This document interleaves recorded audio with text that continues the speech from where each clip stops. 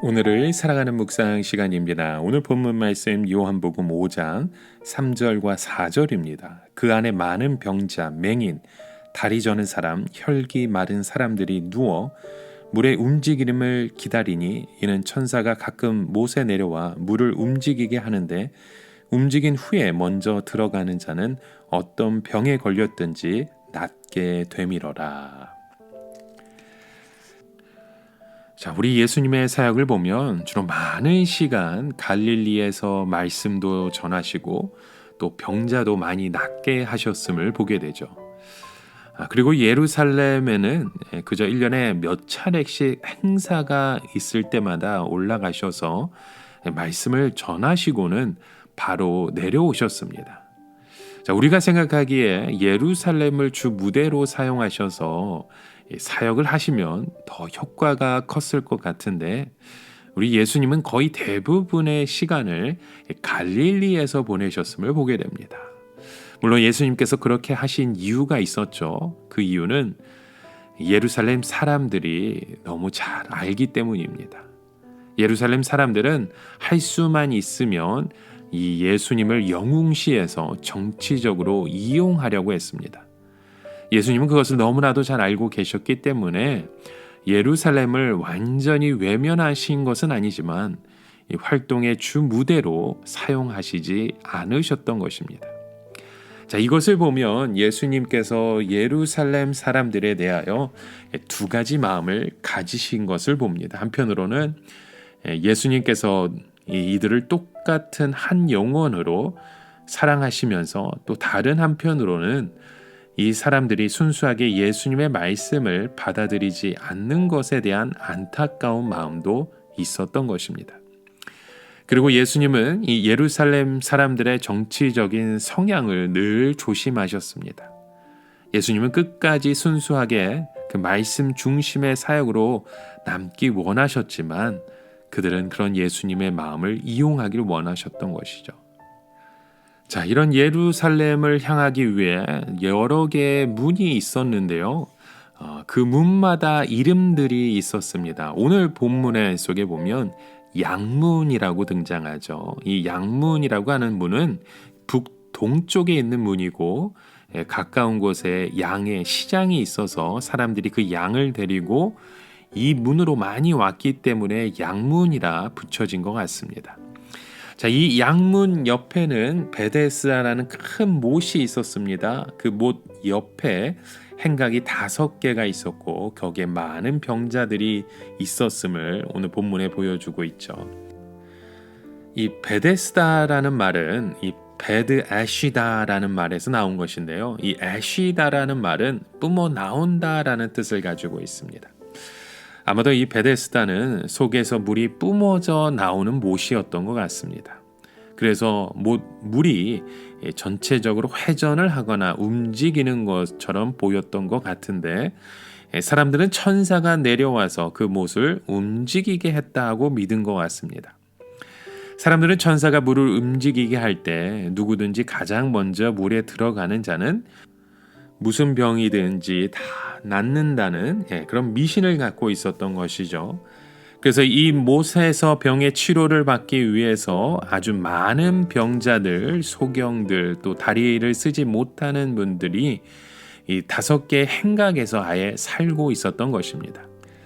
그들은 그 자리에서 하나님의 천사가 나타나서 치료해 주기를 간절히 기다리고 있는 것이죠. 그런 신념을 가지고 있었던 것입니다. 여기서 우리가 볼 수 있는 것은 모든 사람들은 그런 신념 속에 살아갑니다. 사람들은 누구나 다 자기 나름대로 어떤 신념을 가지고 있죠. 즉 나는 이 세상에서 성공할 것이다. 나는 반드시 이 병에서 나을 것이다. 나는 우리 자녀들을 성공시키고 말겠다라는 이런 신념을 가지고 살아가는 것입니다.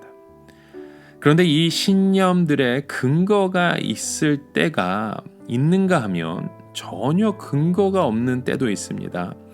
예를 들어 어떤 사람이 충분히 실력도 있고 바른 길을 가고 있으면서 내가 열심히 노력을 하면 이번 기회에 성공할 수 있을 것이라 믿는 것은 어느 정도 근거 있는 일입니다.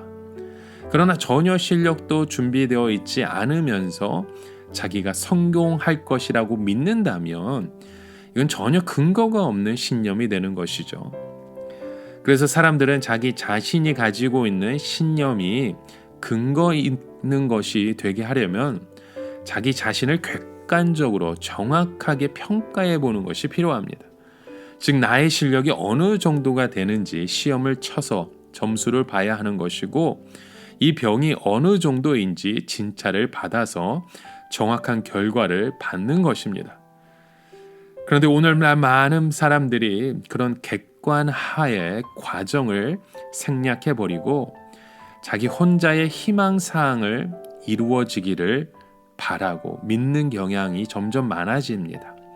특히 자신의 신념의 근거를 자기 스스로 생각한 징조를 가지고 믿으려고 하는 것이죠. 예를 들어서 어떤 사건을 통해서 그 사건이 나에게 주시는 사인으로 믿는 것입니다. 때로는 그것이 미신이 될 수도 있지만 때로는 그것이 나의 신념으로 다가오는 사건으로 바라보게 됩니다. 물론 신념이라고 하는 것은 사람들에게 꼭 필요한 것입니다.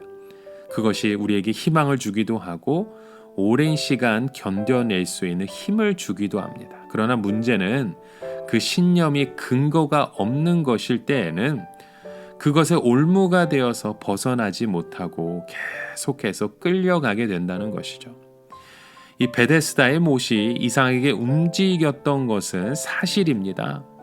이것은 특이한 현상이었고 무엇인가 과학적인 연구가 필요한 사실입니다. 그러나 못의 움직임이 천사가 물을 휘젓는 것이든지 또 누군가 가장 먼저 들어가는 자가 병을 낫게 된다는 것은 어쩌면 전혀 근거가 없을 수도 있는 것입니다.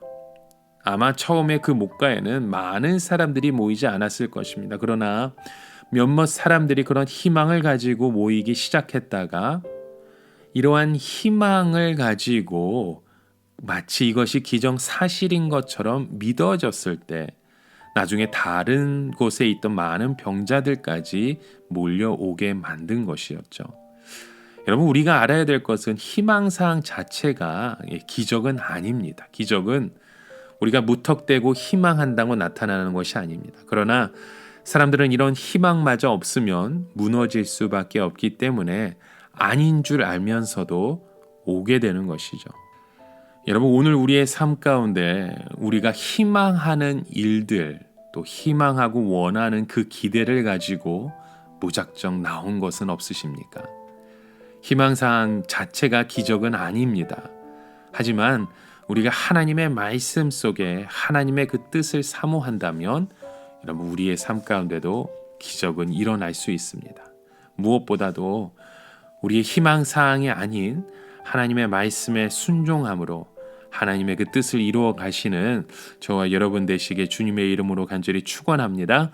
함께 기도합니다. 하나님 아버지, 우리의 희망사항이 아니라 우리의 그 소망을 가지고 나아가는 주의 백성 되기 원합니다.